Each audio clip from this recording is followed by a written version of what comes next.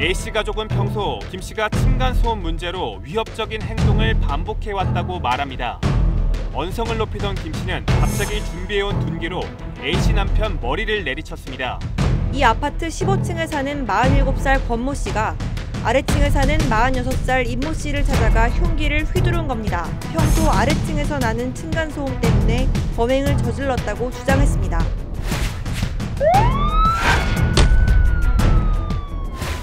자, 속고 살지 마. 오늘은 영상으로 시작해 보겠습니다.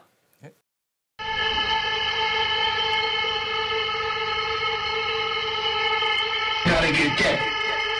Gotta get that. Gotta get that. Gotta get that.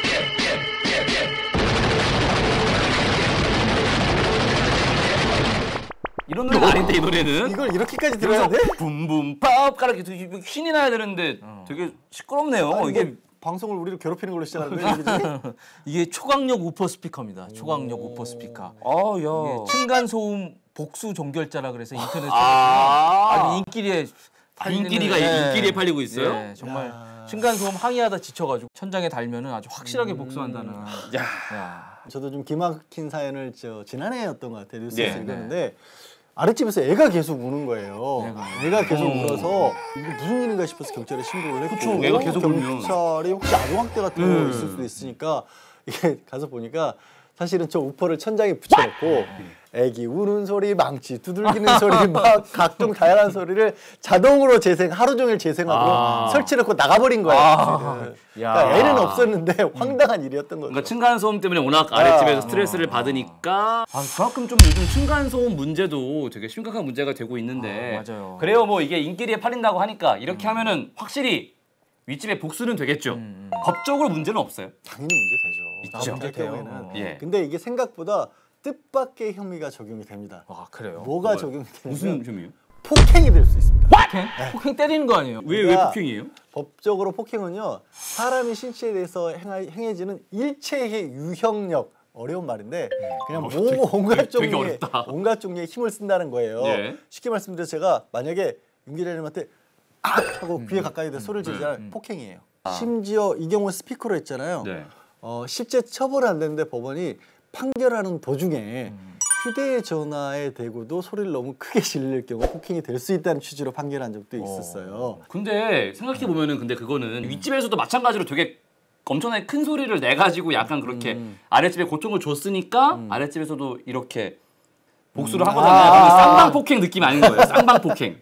자, 두 가지가 걸려요. 그렇게 되려면 첫 번째는 윗집에서 아래층을 향해서 낸 소리가 저 우퍼 스피커를 붙여서 낸 거 정도의 고통을 줄 정도의 그런 소음이었냐. 우리가 층간소음이라고 하는 거는 뭐 애들이 뛰어다닌다거나 그렇죠. 그런 거잖아요. 의자 끄는 소리 돌리고 이런 거. 그런 거잖아요. 네. 그렇기 때문에 아까 말씀드린 것처럼 귀에다 확 소리를 지른 것 정도의 그런 정도 크기. 저런 우퍼 막 가구가 떨어지는 우퍼 이렇게 보기가 어렵고 두 번째로는 층간소음을 일부러 내는 경우는 별로 없잖아요. 그렇죠. 그러니까 저거는 우퍼를 붙인 건 일부러 낸 거잖아요. 고의가. 그렇지. 네. 그래서 그 두 가지가 걸려서 아마도 쌍방 폭행이 되긴 어려울 거예요. 아 그렇구나. 네.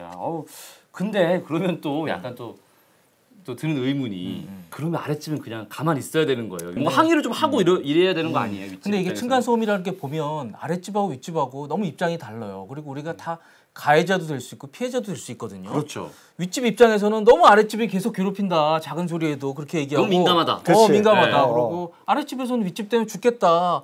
이러면서 이게 접점이 찾아지지 않는 거거든요. 그래서 이제 항의를 하는데 항의는 정말 조심하셔야 됩니다. 이게 함부로 집에 들어갔다가 뭐 주거 침입이 될 수도 있고요. 너무 세게 얘기했다 뭐 협박이 될 수도 있고. 근데 사실 이거보다 훨씬 더 무서운 게 물리적 충돌이에요. 만나서 너무 싸우는 격해지면, 거. 네. 그래서 이게 2013년에 서울 중랑구에서 있었던 정말 유명한 사건이었죠. 설 명절에 있었던 일인데요. 어렴풋이 기억나네요. 예. 그게 이제 어느 날 그 설 명절에 그 어머니 집에 형제가 방문을 합니다. 방문해서 있는데 밑집에서 여자가 항의를 해요. 평소에도 아마 갈등이 있었던 것 같아요. 층간소음. 근데 그날따라 이제 뭐 애들도 오고 나니까 더 시끄러웠겠죠. 근데 둘이 이제 그 양집이 갈등이 어떻게 됐냐? 그 밑에 집 여자의 내연남이 그때 집에 와 있었대요. 그러면서 이제 둘이 놀이터에서 만나서 그 남자들하고 싸워서 그 형제 둘을 칼 부리면서 죽인 거예요. 아이고야. 네. 내연남이? 내연남이. 야, 그 어머니 진짜... 입장에서 얼마나 황당하겠습니까? 설 명절에 아들 둘이 왔는데 그 밑에 집 내연남에 의해서 칼부림 당해서 죽었다. 정말 명절에 아들 둘을 잃은 거예요. 졸지에 층간 소음 때문에. 그렇습니다. 근데 이런 일이 심심치 않게 벌어져요. 많아요. 예. 뭐 방어한 일도 있고 칼부림한 일도 있고 뭐 정말 많습니다. 예. 그러면은 이제 섣부르게 막 이렇게 좀 갈등을 만드는 것도 좀 안 될 것 같은데 그러면은 항의도 이렇게 어렵고 스피커도 달면 안 되고 그러니까 참아야 돼요. 어떻게 인내력을 길러야 되는 거예요? 이게 이런 경우에 뭐 법으로 여기까지 하세요라고 정해놓을 수는 없잖아요. 예. 항의를. 근데 어느 정도 참고가 될 만한 그런 어떤 법원의 판결은 있었어요. 2013년 판결인데 비슷한 상황입니다. 뭐 아랫집은 아랫집대로 힘들어서 항의를 한 건데 윗집은 너무 항의가 심하기 때문에 내가 못 살겠다라고 반대로 윗집에서 법원에 접근 금지, 아래층 사람들 접근을 못하게 막아주세요라고 접근 금지 가처분을 신청을 하는데 이런 내용이었어요. 전화도 하지 마시고 찾아오지 마시고 초인종 누르지 마시고 뭐 문자도 보내지 마시고 그다음에 다른 방법으로 뭐 위층 천장도 두들기지 마시고 하면서 그거 하나 할 때마다 100만 원씩 이 손해배상을 해주십시오라고 접근금지 가처분을 신청을 했던 겁니다. 법원도 이제 고심을 했겠네요. 윗집 아랫집 얘기가 다 다를 거고 과연 어디까지 허용을 할지 고민을 했을 텐데 어떻게 결과는 어땠습니까? 그 결과를 한번 그래프로 준비를 했더라고요. 네네. 여기 보시면요, 여기네요. 일부는 받아들이고 일부는 받아들이지 않았으니까. 그러네요. 이 아랫집에서 이 정도는 해도 된다라고 본 게 전화, 문자, 그다음에 천장 두드리기. 이것은 우퍼 아닙니다. 천장 두드리기. 가볍게 이제 두드리기. 이런 걸로 뭐 이런 걸 빗자루 같은 걸로 골랐고. 이렇게 지금 왜 이렇게 뛰어요? 뭐 이런 정도 쿵쿵쿵. 했다는 거고. 근데 해서는 안 된다라고 금지한 게 주거침 집에까지 막 쫓아왔던 이건 안 돼, 거예요. 이건 안 돼. 그리고 초인종 누르기, 그다음에 현관문 두드리기인데. 저것도 안 된다 그랬어요. 근데 저거를 잘 보시면요, 사실 답이 이미 이분이 신청한 거에서 나와 있어요. 접근 금지 신청을 한 거예요. 저 주거 침입이나 초인종이나 현관문은 직접 마주칠 가능성이 높습니다. 그렇죠. 네. 네. 이거 그러면은 이제 직접 마주치면 거기서 더 큰 일이 벌어질 수 있으니까 법원에서 그렇게는 하지 마시죠라고 한 거예요. 네.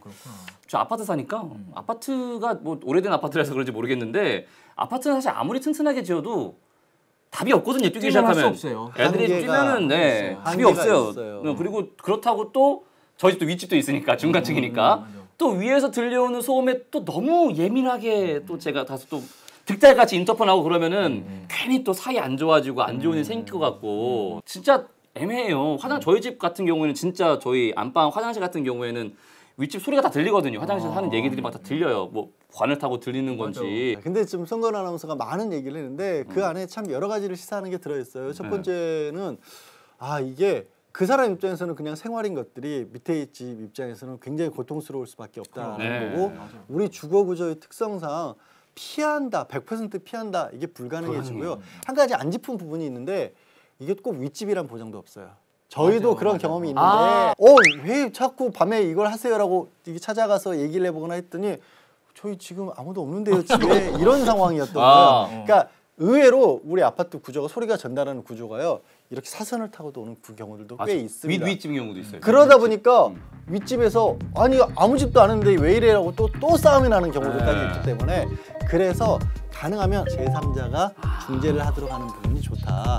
그리고 그 제도가 예를 들어서 뭐 환경분쟁조정위원회나 중앙공동주택관리분쟁조정위원회, 또 서울시 같은 경우는 서울시에도 층간소음 상담 이렇게 시를 운영을 하고 있는데, 여기서 해줄 수 있는 게 뭐냐면 그분들도 딱히 법적으로 이게 정해진 기준이 있거나 막을 수 있는 건 아니고, 왜 법적으로도 몇 데시벨 이상의 소음이 지속적으로 얼마만큼 나오면 이거를 이제 금지한다라고는 기준은 있어요. 그건 이제 주로 공사장이나 이런 데 쓰이는 건데 일반 가정에서 또 그만큼은 아니거든요. 그만큼은 안 나오죠. 그만큼은 안 나오는데 신경을 쓰인단 말이에요. 그냥 신경을 긁는 정도인 거죠. 이렇게 계속 이렇게. 그럴 경우에 어떻게 할지를 이제 양쪽 얘기를 들어보고 몇 시 전에는 뭐 좀 세탁기를 돌리지 말아 주십시오 한다거나, 아픈 이 서로 신경을 긁는 부분이 있는데 그분들이 나서서 조정을 그러는 하는 겁니다.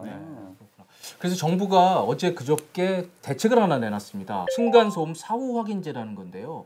이게 이제 2022년부터 공동주택 아파트가 지어지면 지방자치단체들이 층간소음을 좀 측정을 해서 어떤 기준에 미달하면 그걸 이제 보완하도록 다시 좀 고치도록 이렇게 의무화한다는 겁니다. 근데 지어진 다음에 하면 뭐예요, 그거를? 맞아요. 지을 때 해야 되는 거. 지어진 다음에 심하다요. 층간소음이 심하네요. 어떻게 해요 그러면? 그래서 그 네. 기사 나간 다음에 그런 댓글들이 많이 달렸어요. 갑자기 열이 확 받네. 또. 네. 수요진 다음에 뭐 하면 네. 뭐 하느냐. 그래서 저는 이 층간소음 관련해서 정부가 조금 안이하게 생각하는 것 같아요. 그리고 이제 층간소음 완화는 이제 그 어떤 완충제 같은 것들도 많이 개발이 되고 있는데 문제는 돈이에요. 돈이에요.